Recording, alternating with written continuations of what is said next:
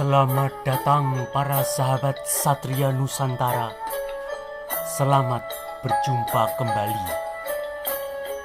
Kali ini kita akan membahas mengapa Rajendra Chola menyerang Sriwijaya. Hubungan Kerajaan Sriwijaya dan Kerajaan Chola di India Selatan mengalami keharmonisan pada saat Sriwijaya dipimpin oleh Maharaja Sri Kudamani Warmadewa dan Kerajaan Chola dipimpin oleh Maharaja Raja-Raja Chola. Sri Kudamani Warmadewa yang pada saat itu terlibat konflik dan pertikaian dengan Raja Medang atau Mataram Dharmawangsa Teguh berupaya mengambil hati penguasa Kerajaan Chola. Penguasa Medang atau Mataram Dharmawangsa Teguh juga telah menjalin hubungan erat dengan Kerajaan Chola yang dipimpin oleh Raja-Raja Chola. Penguasa Sriwijaya Sri Kudamani Warmadewa ingin meredam ancaman potensial yang datang dari Kerajaan Chola dengan cara menjalin persahabatan antara kedua negara. Pada tahun 1005 Masehi, Maharaja Sri Kudamani Warmadewa mendirikan Biara Chudamani di Nagapatinam sebagai usaha untuk menjalin hubungan baik dengan Kerajaan Chola. Nagapatinam atau Nagapatnam atau Negapatam sekarang adalah kota pelabuhan di negara bagian Tamil Nadu, India. Pendirian biara ini ditanggapi secara positif oleh penguasa Chola, Maharaja Raja-Raja Chola. Sriwijaya saat itu sedang melakukan kebijakan ekspansi perluasan wilayah dan terlibat peperangan dengan Kerajaan Medang atau Mataram yang dipimpin oleh Dharmawangsa Teguh. Sejak masa kekuasaan Sri Kudamani Warmadewa, maka Sriwijaya melakukan konsolidasi kekuasaan di Pulau Sumatera dengan menyerang Kesultanan Perlak di Aceh yang dipimpin penguasa yang beraliran Islam Syiah. Namun, gugurnya Sri Kudamani Warmadewa dalam sebuah serangan mendadak yang dilancarkan oleh pasukan Medang atau Mataram menyebabkan konstelasi politik berubah. Sri Marawijaya Tunggawarman naik tahta menggantikan ayahandanya pada tahun 1006 Masehi. Pada masa pemerintahan Sri Marawijaya Tunggawarman, Kesultanan Perlak di Aceh berhasil ditundukkan oleh Sriwijaya.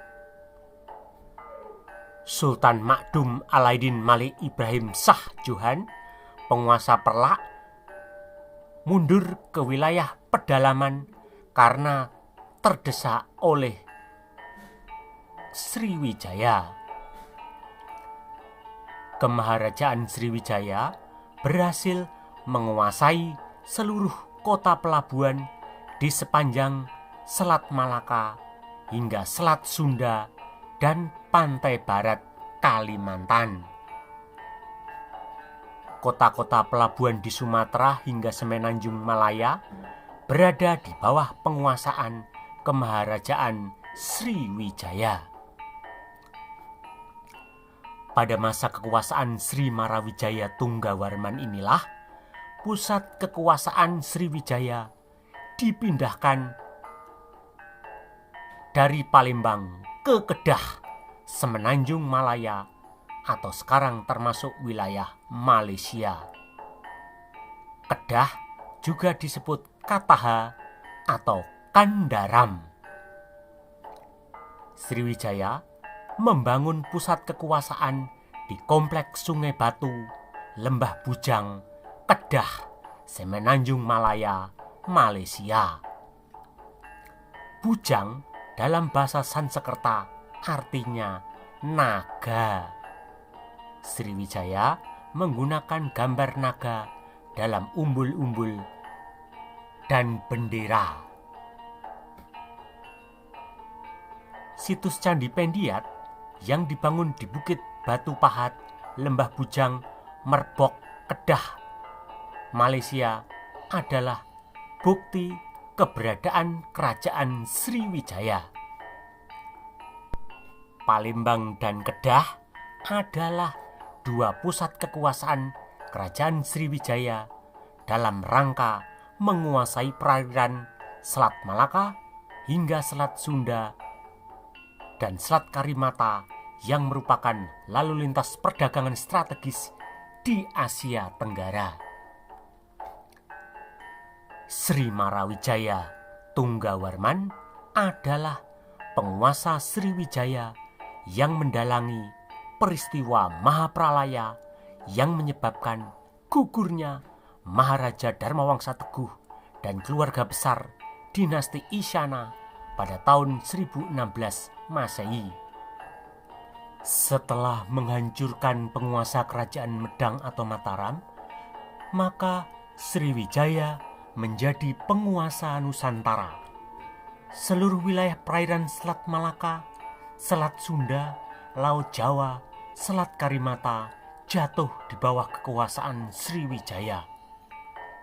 Hal inilah yang menjelaskan mengapa Jawa tidak lagi mengirimkan utusan atau duta ke Cina dalam jangka waktu panjang, yakni antara tahun 992 Masehi hingga 1192 Masehi.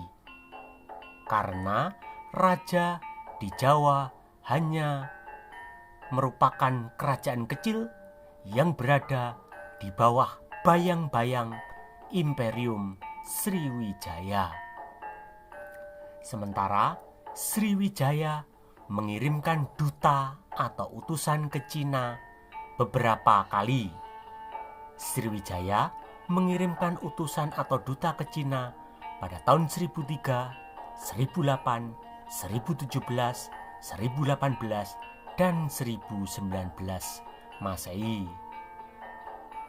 Pada masa kerajaan Sriwijaya mengalami zaman keemasan, maka raja atau penguasa di Jawa hanyalah di bawah bayang-bayang kekuasaan Sriwijaya. Namun, pada masa kerajaan Sriwijaya dipimpin oleh Sri Marawijaya Tunggawarman dan kerajaan Chola dipimpin oleh Rajendra Chola, maka hubungan keduanya memburuk dan justru terlibat dalam permusuhan.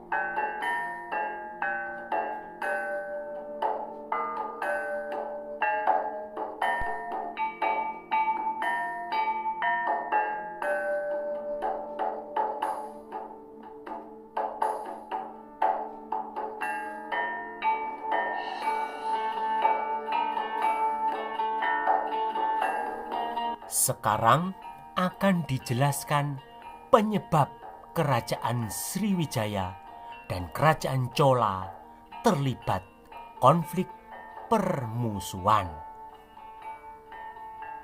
Pertama, Sriwijaya menjalin hubungan erat dengan dinasti Pala yang merupakan musuh bebuyutan Chola. Sejak zaman Maharaja Balaputra Dewa, Sriwijaya menjalin hubungan yang harmonis dengan dinasti Pala. Hubungan baik antara kedua kerajaan dibuktikan dengan keberadaan prasasti Nalanda pada tahun 860 Masehi. Prasasti ini menjelaskan tentang Raja Dewa Paladewa yang berasal dari kerajaan Pala di India yang mengabulkan permintaan Sri Maharaja dari Swarnadwipa atau Sriwijaya, yakni Bala Putra Dewa, untuk membangun sebuah biara Buddha di Nalanda. Hubungan erat antara kerajaan Sriwijaya dengan dinasti Pala di India Utara tetap dipertahankan pada masa kekuasaan Sri Marawijaya Tunggawarman dan para penggantinya. Kerajaan Chola dan kerajaan Pala bermusuhan karena memperebutkan penguasaan atas Sungai Gangga. Rajendra Chola kemudian menyerang kerajaan Pala yang dipimpin oleh Mahipala pertama. Pada pertempuran sengit yang terjadi tahun 1024 Masehi, Rajendra Chola berhasil mengalahkan penguasa Pala dalam pertempuran memperebutkan Sungai Gangga. Chola berhasil memenangkan perebutan air Gangga yang disakralkan oleh orang Hindu di India. Kedua, Sriwijaya menjalin persekutuan dengan kerajaan Anuradhapura di Sri Lanka yang merupakan musuh kerajaan Chola. Pada tahun 996 Masehi, Raja Sriwijaya Kudamani Warmadewa mengirimkan armada pasukan ke Sri Lanka atas permintaan Raja Mahinda kelima. Penguasa Anuradhapura meminta bantuan penguasa Sriwijaya membantu membebaskan negerinya dari pendudukan kerajaan Chola. Sebagian wilayah kerajaan Anuradhapura sebelumnya telah dianeksasi selama 3 tahun oleh Chola. Namun, kemudian gabungan armada pasukan Sriwijaya bersama dengan pasukan Mahinda kelima berhasil merebut kembali seluruh Sri Lanka dari penguasaan Chola. Selanjutnya, untuk mempererat persahabatan antara kerajaan Sriwijaya dan Anuradhapura, maka Maharaja Sri Kudamani Warmadewa menikahkan putranya, yakni Sri Marawijaya Tunggawarman, dengan saudara perempuan Raja Mahinda kelima. Perkawinan antara Marawijaya Tunggawarman dan putri dari Raja Mahinda keempat, atau yang merupakan saudara perempuan Raja Mahinda kelima, dikaruniai seorang putri dan 2 orang putra. 2 orang putra tersebut masing-masing adalah Sanggrama Wijaya Tunggawarman dan Samara Wijaya Tunggawarman. Pada saat Sri Marawijaya Tunggawarman wafat, maka ia digantikan putra sulungnya, yakni Sri Sanggrama Wijaya Tunggawarman. Sementara adiknya, yakni Samara Wijaya Tunggawarman, menjadi raja bawahan. Samara Wijaya Tunggawarman menikah dengan putri kerajaan Galuh dan kemudian ia diangkat menjadi putra mahkota di kerajaan Galuh.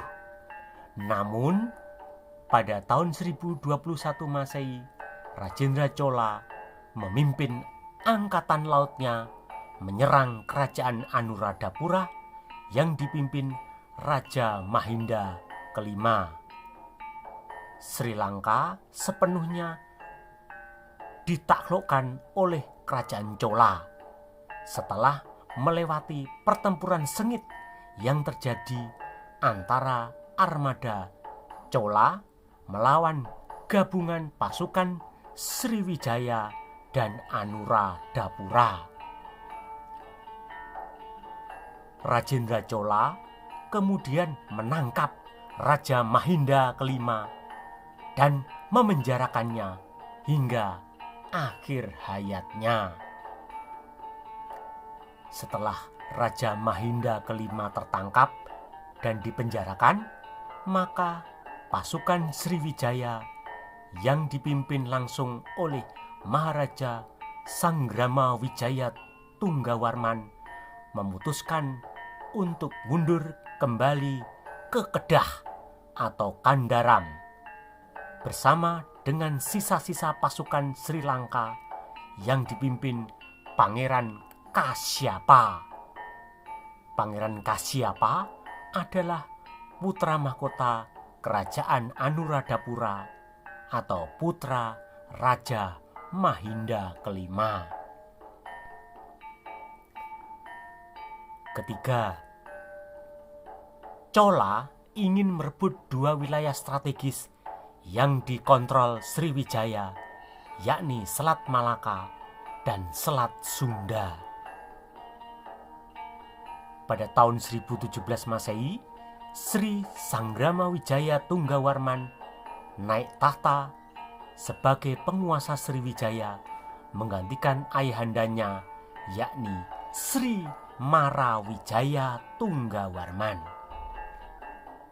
Pada masa pemerintahan Sri Sanggramawijaya Tunggawarman, ia mewajibkan setiap kapal pedagang yang melewati Selat Malaka dan Selat Sunda untuk menyerahkan sepertiga harta mereka kepada Sriwijaya untuk dibeli dengan harga murah. Jika ada pedagang yang berani menolak, maka kapal mereka akan dijarah dan dimusnahkan. Selanjutnya, para pedagang tersebut akan dibunuh. Tujuan Sriwijaya membeli barang dari para pedagang Tamil, Persia, dan Arab adalah untuk meraih keuntungan sebesar-besarnya. Sriwijaya kemudian menjual kembali barang-barang yang dibeli dengan harga murah ke Cina. Sriwijaya memberikan upeti kepada dinasti Song dan sebagai imbalannya dinasti Song memberikan uang dan banyak barang berharga kepada negara yang telah memberikan upeti. Dinasti Song sangat menyukai barang-barang dari pedagang barat seperti Tamil, Persia, dan Arab yang membawa kemenyan, parfum, mutiara, kapas, atau tekstil. Keuntungan Sriwijaya sangat besar dan mampu membangun pusat kerajaan dan biara-biara serta candi-candi Buddha Mahayana di Muaro Jambi dan Palembang. Sriwijaya mengendalikan pelabuhan perdagangan yakni Kedah dan Palembang. Pada tahun 1023 Masehi, Kedah dibangun menjadi pusat pemerintahan kerajaan Sriwijaya yang dipimpin Maharaja Sri Sanggramawijaya Tunggawarman. Kerajaan Sriwijaya menjadikan dua pelabuhan yakni Palembang dan Kedah atau Kandaram sebagai tempat bersandar kapal-kapal dagang dari mancanegara. Jika mereka enggan membayar pajak, maka seluruh kapal dagang dan muatannya akan disita oleh penguasa Sriwijaya. Pemilihan Kedah atau Kandaram atau Kataha sebagai pelabuhan transit adalah untuk mencegah para pedagang yang ingin memotong jalur darat melewati tanah genting Kra menuju ke Cina. Jadi, Sriwijaya menguasai Kedah dan Palembang untuk mengontrol perdagangan di Selat Malaka. dan Semenanjung Malaya. Mau tidak mau, para pedagang harus memberikan upeti kepada Sriwijaya jika ingin barang dagangannya selamat. Kebijaksanaan inilah yang dipandang sangat merugikan para pedagang Tamil yang berada di bawah perlindungan Kerajaan Chola.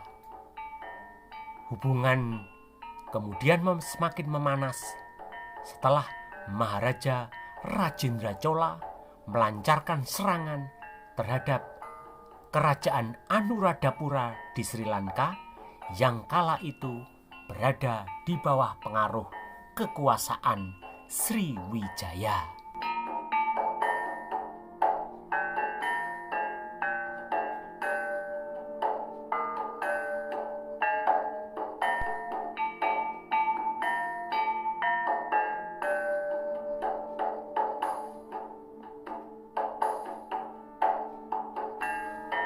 Keempat, Chola menuduh Sriwijaya menjadi penghambat hubungan perdagangannya dengan Cina. Sriwijaya dianggap mengganggu rute perdagangan dan merugikan para pedagang Tamil dari Chola yang ingin berdagang dengan para pedagang Cina. Hasil sitaan atau rampasan dari para pedagang Chola dan lainnya oleh Sriwijaya dijual ke Cina. Sriwijaya mengirimkan utusan atau duta yang membawa upeti untuk diberikan kepada Kaisar Cina.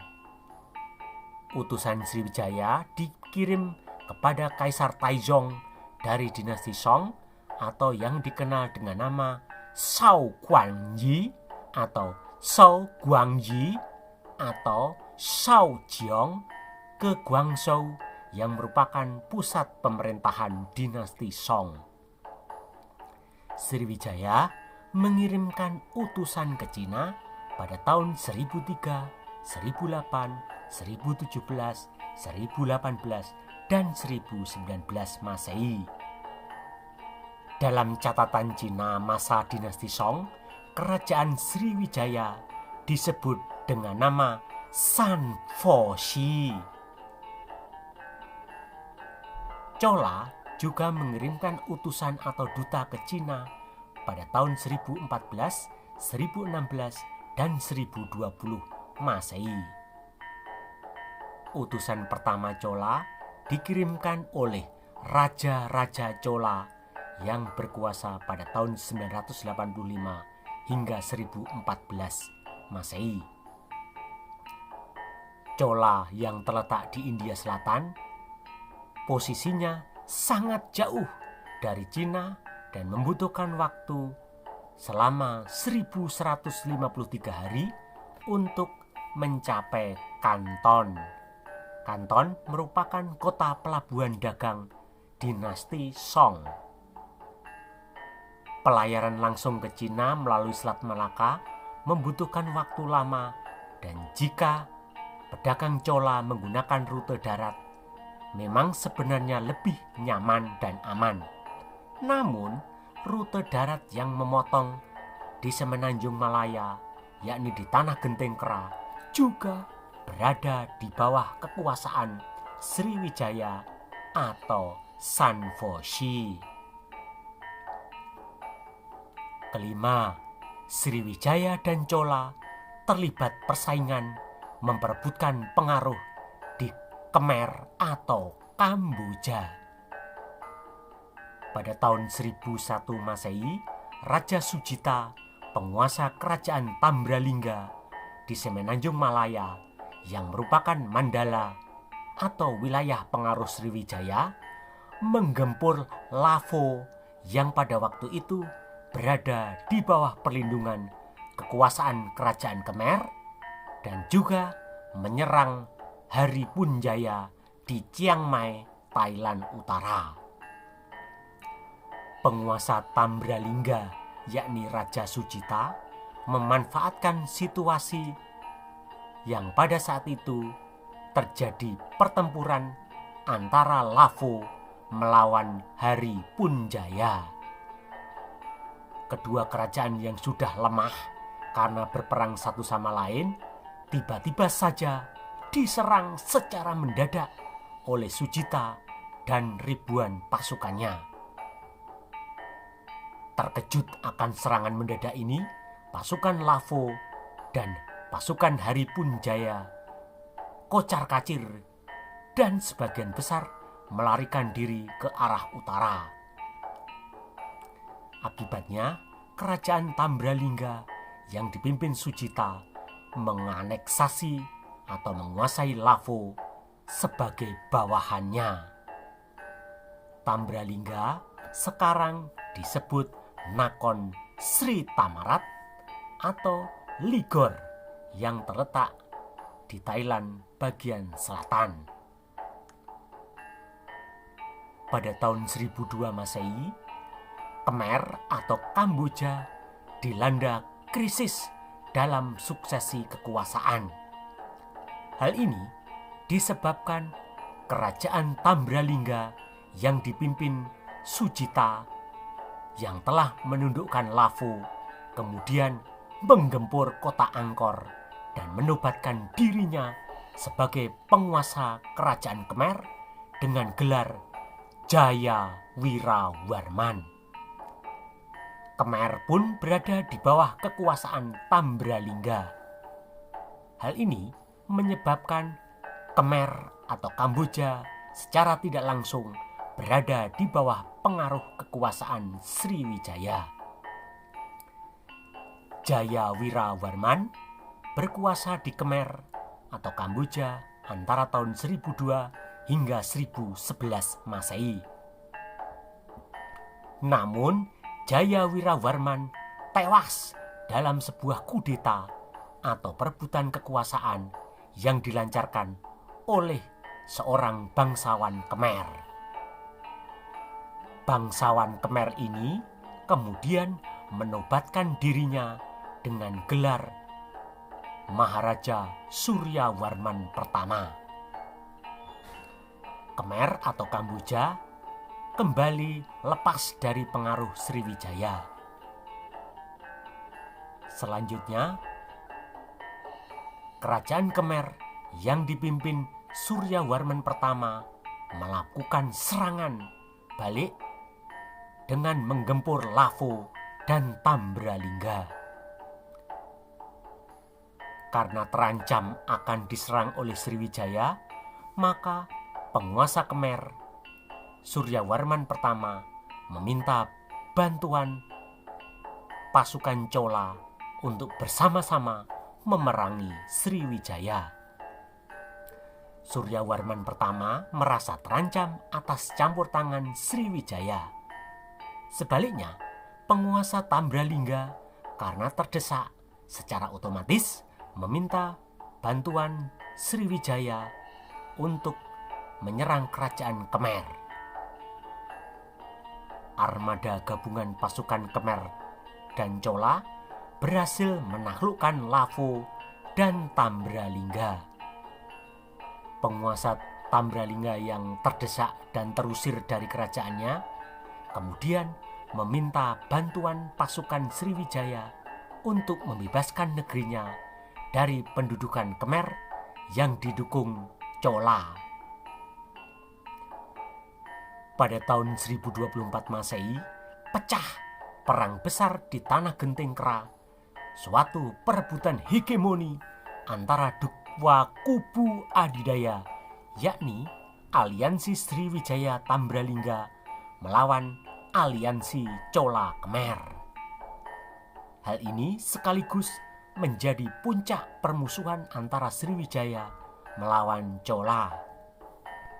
Aliansi pasukan Sriwijaya Tambralingga berhasil dikalahkan oleh pasukan gabungan kerajaan Chola dan Khmer. Keenam, Sriwijaya mendalangi keruntuhan kerajaan Medang atau Mataram yang merupakan sekutu kerajaan Chola. Maharaja Dharmawangsa Teguh, penguasa Medang, menjalin hubungan erat dengan kerajaan Chola, gugur dalam peristiwa Mahapralaya pada tahun 1016 Masehi. Hubungan antara kerajaan Chola dan Medang bertujuan untuk merebut penguasaan jalur perdagangan yang membentang dari Selat Malaka, Selat Sunda, hingga Laut Jawa yang dikuasai oleh Sriwijaya. Demikianlah sejarah mengapa kerajaan Chola yang dipimpin Rajendra Chola menyerang Sriwijaya. Jangan lupa untuk like, memberikan komentar, men-share, dan men-subscribe channel ini. Anda juga dapat memberikan masukan, saran, dan usulan untuk pembahasan video-video selanjutnya. Sampai jumpa dengan video-video berikutnya. Salam dari admin Satria Nusantara.